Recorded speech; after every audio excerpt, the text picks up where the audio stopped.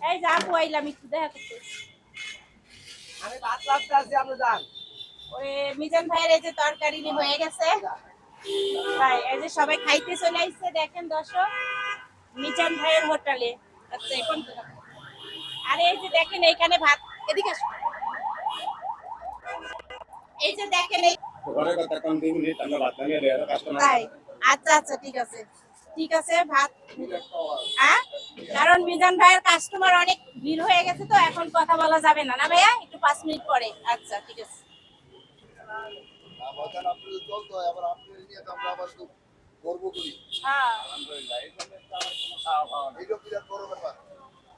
হ্যাঁ আপুরা কি ভুলে গেলেন মিজান ভাই দিন না দিয়ে গেলাম যে ওই যে 20 জন মানুষের খানা। আমার আন্দানা মাথায় আমার পাক করতে যাবে। হ্যাঁ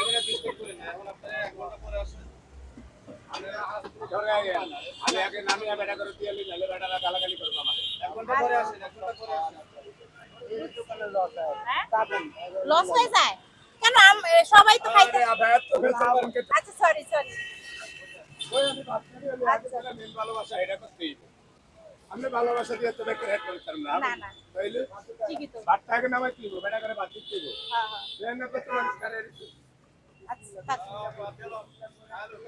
রাখো। और हिल गया ওই বাগান গাছ থেকে জান আমি একটাছি হ্যাঁ না করতে হবে না ভালো মিষ্টি খাইবেন একটু বুঝে বুঝে খাইবেন হ্যাঁ এটাই তো কথা। আর তো বিরিয়ানি কি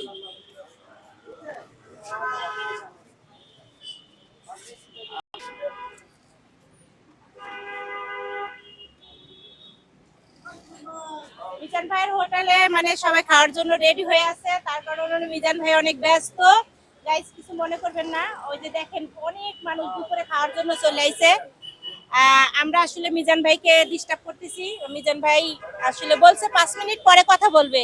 আচ্ছা তো ঠিক আছে নানি, ভালো রাখো। মিজান ভাই আগে ভাত ঢেলা নিক, ওই যে দেখো ভাত অনেক গরম বুঝছেন। আচ্ছা সবাই মানে ব্যস্ত আছে ভিডিও নেওয়ার জন্য মিজান ভাইয়ের। আচ্ছা তো দেখেন ওই যে দেখেন মিজান ভাইয়ের হোটেলের ভাত।